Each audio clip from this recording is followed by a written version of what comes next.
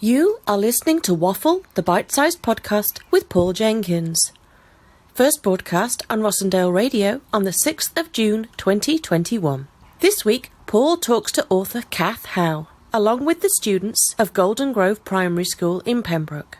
They ask her some insightful questions about writing, and they talk in detail about Empathy Day. 104.7 Rossendale Radio. Good afternoon, everybody. Welcome back to the Weekend Wind Down. It's the Waffle Hour, and as you know, we speak every single week to authors and writers, and we are speaking today to an amazing group of people. First of all, I'd like to mention and welcome Cath Howe. Good afternoon, Cath. Hello, hi. Now, Cath is a writer and teacher, and she's written some amazing books. Ella on the Outside, Not My Fault, How to Be Me, and we're going to find out, I'm sure, lots about those during the course of the interview. But I'm also going to welcome the pupils of Golden Grove School. Good afternoon, Golden Grove. Hello! And as you can hear, they are in good voice this afternoon. Now, we have been working with Cath this afternoon and going through some amazing ideas to do with her writing. And Cath, how's it been so far? What do you think the response has been from the pupils at Golden Grove? They seem fantastic. They've got so many ideas. They're just great. And I love the drawings that they've been making for me. I'm looking forward to seeing them more. There's a lot of creativity in the room at the moment. Now, Grace, how are you doing, Grace? You've been working with Cath today, and I understand you've got a question for her. Do you want to kick us off with the questioning? So while I was reading your book, Not My Fault, when Maya lost her friends and was crying, she felt quite sad, and I felt quite sad too. While you were writing your books, with the characters you created, did you empathise with any of them? Thank you. That's a really great question. And I think the truth is that when you're writing something sad, you do feel it. If you didn't feel it, I think you couldn't really write it in the same way. So you have to put yourself in the thoughts of the character and live their life for a little while. And the truth is, when I'm writing sad bits of my books, I do feel quite sad for several days sometimes. I might go out for a walk and still feel sad. It's hard to put the characters down and walk away. So, yeah, definitely feeling that concern for her and whether she's going to be OK. Yeah. Brilliant. Does that answer your question a little bit, Grace? Yeah. Definitely. Right. Well, and the questions are coming thick and fast. I know that everybody's got a question. There's 9 pupils altogether. Connie, do you want to ask your question to Cath? I was reading Ella on the Outside, and I was wondering how you plan out where you'll put the clues for the mystery, mostly about Molly's mystery, and also Molly was a bit moody to Ella at the start of the book, and I was wondering, was it in your intention for the readers to feel empathy for Molly throughout the book? Thank you. Those are great questions. So in terms of planning, I think you just have to write it all the way through a story like this. But then you have to work out at what stages you're going to tell the reader things.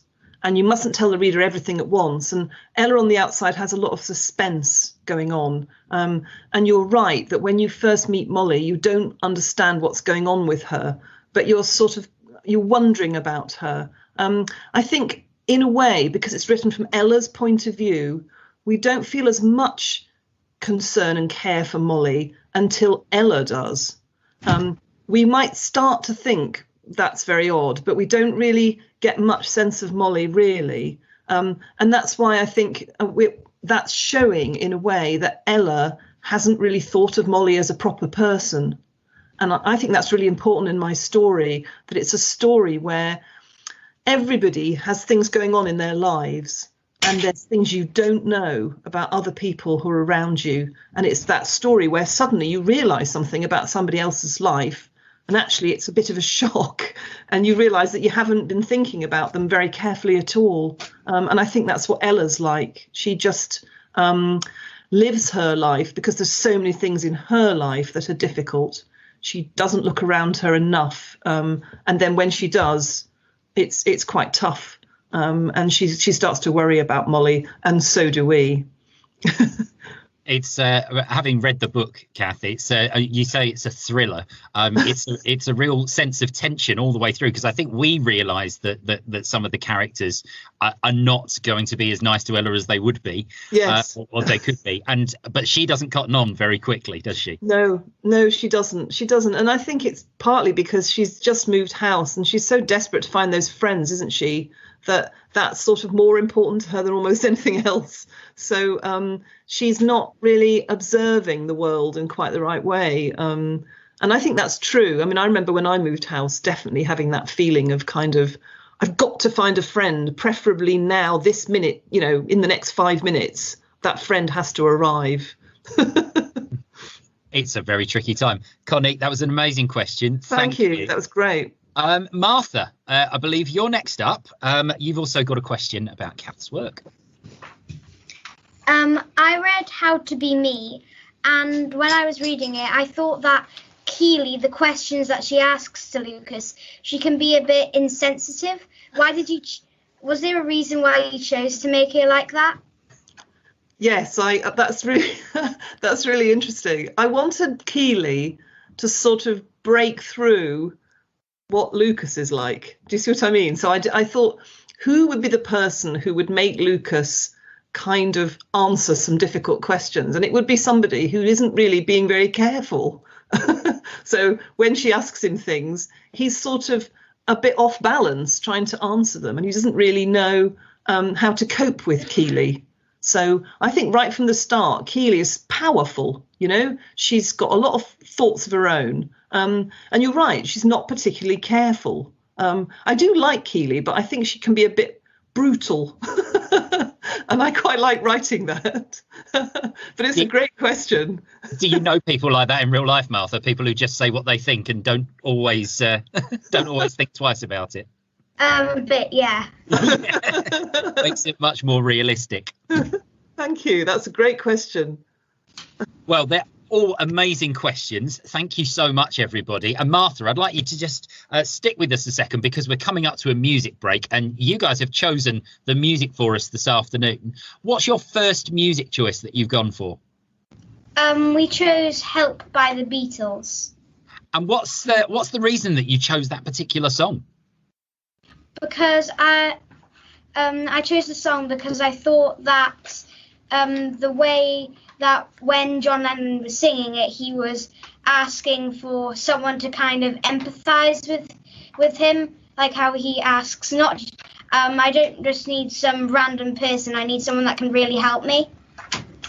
You know what? I've listened to that song 1,000 times over and I've never thought of it from that direction. That's a brilliant way to introduce a song.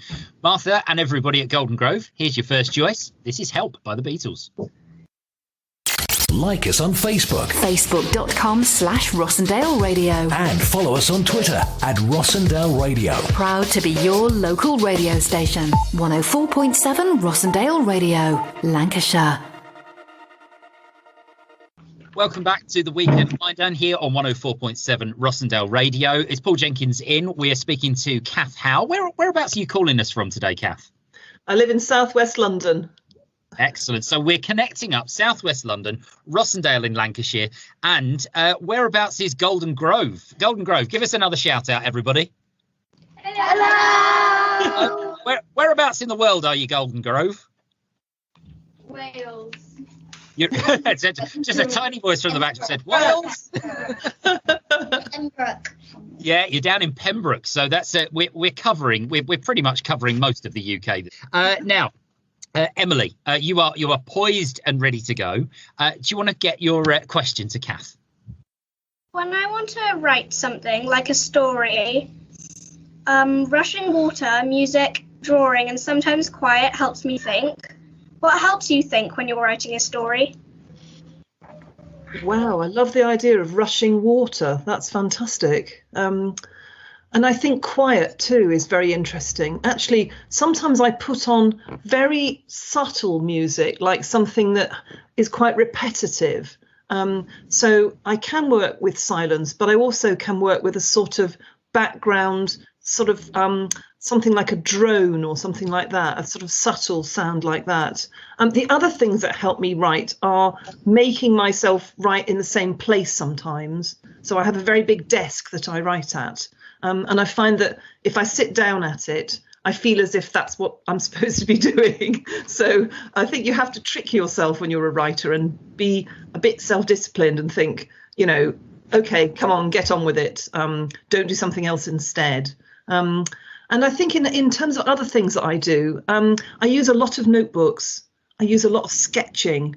I draw the characters and I think about what they say to each other a lot. So I write a lot of my books as if they're drama. And then I add in all the other bits because what they say to each other really helps me sort of get a sense of them. So I think almost writing it like a drama script is what helps me most. But I love your ideas for what helps you write. And I think we're all so different, aren't we? Anything that helps us, that's just a great thing that you've found those things already and you know that they work for you. I think that's brilliant. It was a great question, Emily. Thank you. Just while we're getting ready for Nia's question as well, you spoke to people about mood boards as well. You use mood boards. Do you want to explain to our listeners what a mood board might be? Yes, so a mood board is a board where you can pin ideas for your book, and I use it a lot. I find images that are going to be useful in the plot. It might be a picture of a character, it might be something to do with the place they live in, or it might be somewhere they go in the plot. And I just cut them out of a paper or wherever I found them, pin them up, and sometimes I might pin up, say, for example, questions as well, or sketches that I've done of characters, or even post-it notes with bits of plot on. And what I find is by staring at them, I'm sort of getting more inside the heads of the characters. So for How to Be Me, I had a mood board that had lots of the things that were in the story. And that's what we've been looking at today with the children from the school, is thinking about how do you use, say, the image of the boy to make you think about what he's feeling at different times in the plot. And it just helps me feel as if I can walk in his shoes a bit. It's that kind of idea, a mood board. Some people do it with music too, don't they, and create playlists for their book. And I do that too. There you go. And absolutely in line with the theme of Empathy Day this year, walking in somebody else's shoes. We will get on to talking about Empathy Day in more detail at the end of this interview, I think. Now, Nia, you are ready to go with your question for Cath. I read How to Be Me. Lucas and his dad aren't connected. Has that happened to you, or have you seen it happen to someone else? That's an interesting question. I think I have seen it in people that I've worked with in schools. And I've sometimes seen it with grown-ups that I know. But I'm always putting together elements from places that I've been and people that I've met. And I wouldn't say it's directly one person or anything like that. I think it's just the experiences I've had. I've worked in some schools where you might have parents who were very busy, or children who were collected by other people from school. You might have, complicated things that were happening in children's lives. But really, Lucas is just Lucas. To me, he's somebody I've made up from things I've thought about and seen. But when you work as a teacher, you do meet all sorts of different people who've got children in their family. So I suppose it does get you thinking about all the things that can happen in somebody's life. And I think Lucas's dad, maybe I've made him a little bit more extreme than some, but I think that perhaps he will be a little bit familiar to some people who read the book. It's funny, actually. One of the things which is coming up on Empathy Day, another author we spoke to, Michelle Robinson, she said that actually she didn't have the connection with a member of her family that she was sort of expecting to. Everyone expects you to have it. I think it was a grandfather. She said everyone always assumes in books that grandfathers are cuddly characters and nice characters. And she said, I didn't have that relationship with my grandfather. So when I write about grandfathers, I've got to put myself in somebody else's shoes if I want to create that kind of character. It's a very tricky thing. It is tricky. It is tricky, and I think, in a way, I'm not trying to write issues.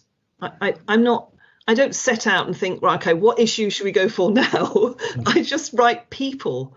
Lucas is just a boy, and all the things that surround him are just imagined by me, but obviously they're part of, where I live and who I've met. And I've worked in a lot of different types of school, and I think that's helped. I really do. I've worked in some very, very extremely different types of school, both primary and secondary, and I think that has helped. You do get, when you tour to schools, you do see the whole of the world in one place, don't you? You do.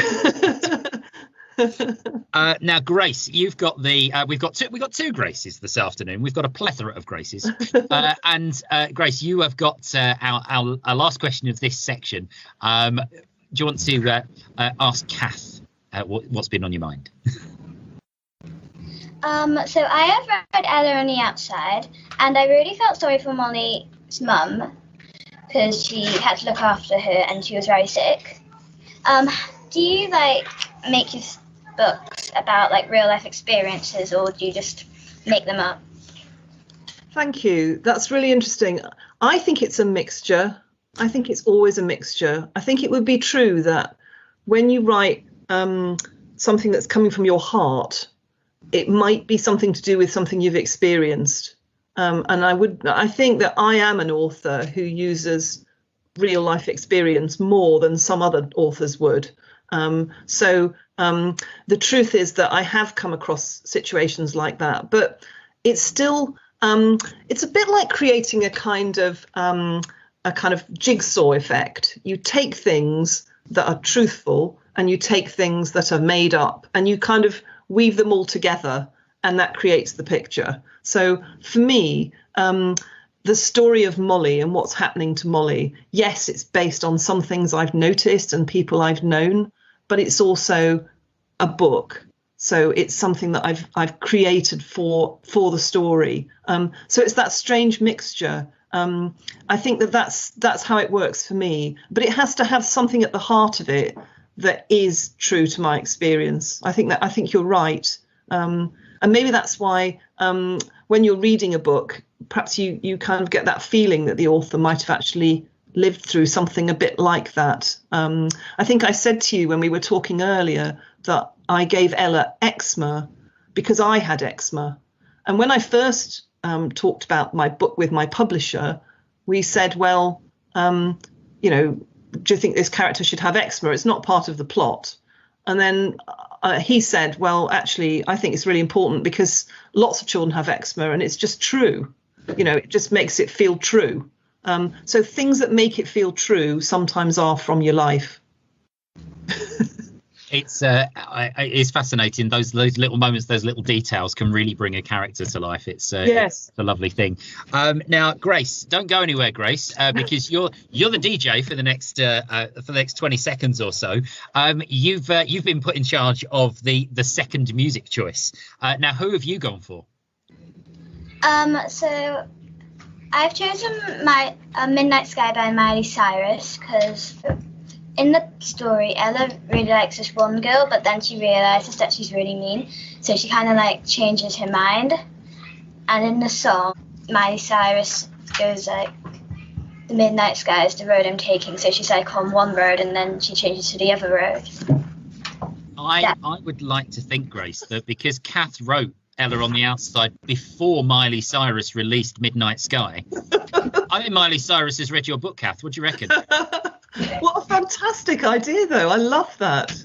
Well, I tell you what, we'll have a listen to it now, and you can see if you can find the plot of your book inside Miley's work. This is Miley Cyrus, Midnight Sky. Dedicated to the Rossendale Valley, this is your very own Rossendale Radio. Welcome back, everybody. It's the, sadly, final part of our interview this afternoon with Cath Howe. And give us a big shout out again at the pupils of Golden Grove School. Hello! Yeah, they're still there. It's still in fine fettle. And we've been absolutely grilling Cath this afternoon. Some excellent questions. Caitlin has a question. Let's dive straight into this. So, Caitlin, your question for Cath. I read your book, How to Be Me. I thought it was a very lovely book, but I'm just wondering, where do you get the inspiration for the covers of your books? Thank you very much for your question. I don't design the cover. the covers of my books have been designed by a lady called Nicola Theobald, and the writing, the text on the books has come from an illustrator called Joel Holland. I think Nicola Theobald, her designs are quite extraordinary because they're like emojis. In each case, I find myself doodling the covers of my books and actually creating, I've created little prints I can make with the covers of the books. So Lucas is this marvellous kind of squiggle with arms and legs. And then in Not My Fault, it's like a cloud and a huge kind of bolt of lightning. And that's kind of the anger that this character Maya is feeling. So it's like all the weather happening at once in Not My Fault. And then in Ella on the Outside, you've got this little figure holding the camera and the idea of the photograph, which is so important in the story. So I think this is somebody who took the kind of heart of the story and made it into a very simple graphic image. And then Nosy Crow very wisely made the covers very, very bright. So if you go into a bookshop, you see them because they're so bright. And I think they're amazing. I love my covers. They're neon, apparently. That's the name of the type of cover. But it's really easy to find your books on a bookshelf, Cath. If somebody needs me to find my copy of Ella, I look for the bright orange. I love them. Oh, that's a wonderful question, Caitlin, and it's really bringing in the illustration side of things as well, and about how the two things work together. That's great stuff. Sophia, let's keep these questions coming, shall we? I've read the book Not My Fault. And when did you get the idea for the book, and how long did it take to write? Thank you. That's a good question. So I got the idea from Not My Fault because I like to think about siblings and how people can fall out with their siblings and what happens when you're in the same house, but you basically, there's a bit of a war going on. And I just thought, yes, that's really interesting. And I think I was telling you a little bit earlier when I met you as a group that we had, when I was about 9, I think, I went through a phase of being very, very angry with my brother and threw a marble at him, which injured his tooth very badly. And I was in terrible disgrace. So I think I was thinking all the time when I wrote Not My Fault, what's it like when you've got something really bad that's happened and two siblings have to go on living together, but they really don't get on and they're very, very different. And so I made them tell a chapter each all the way through the story so that you would care about both of them. And so the idea for that is definitely my own life, my own kids, children I know, things like that. That's what definitely inspired me to write Not My Fault. Do you have any brothers or sisters, Sophia? Yeah, I have 2 sisters. You always get along with each other? No. Most definitely not. I feel like the marble story, I feel like I should make an apology to my younger sister who trod on one of my Star Wars toys when I was 2, and she when she was 2, and she cut her foot open and she ended up having to have it all bandaged up. So it's about time. I think it's only been 41 years, but I think we can apologise now. Yeah, they never. Thank you so much for your questions, Sophia. Now, Erin, you've got our final question from Golden Grove. I've got a couple more questions I'm going to sneak into Cath as well. What's your question to Cath? I read Ella on the Outside, and my question is, how can you relate to some of the characters and the emotions? Because I can relate to how Ella felt when the cat Smokey, I think that was his name, was killing the bird. I know how that sort of plays out, and it's not a very nice thing.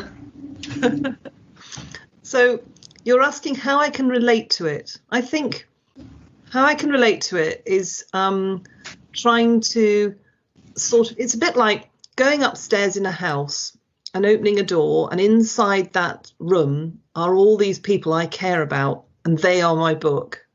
So I I open the door, and for some little bit of time, I join them and try and understand what it feels like to be them. And with Ella, we always had a cat when I was a child. And I suppose, as I said to you before, when we were talking about other questions, I think there are bits of me in Ella on the outside, for sure. But there are also things that are just things I've observed and thought about a lot. And I think if you get enough inside a character's head, then you start to try and think about the world from their point of view. So I think how she thinks about the cat and the bird is kind of how she would be thinking at that time. And hopefully, if you felt it when you read it, that must be what I felt when I wrote it. That's sort of what connects us, isn't it? When we write a book and somebody else reads it. And I have to say, it's wonderful to hear about how somebody felt when they read your book. It's a real privilege.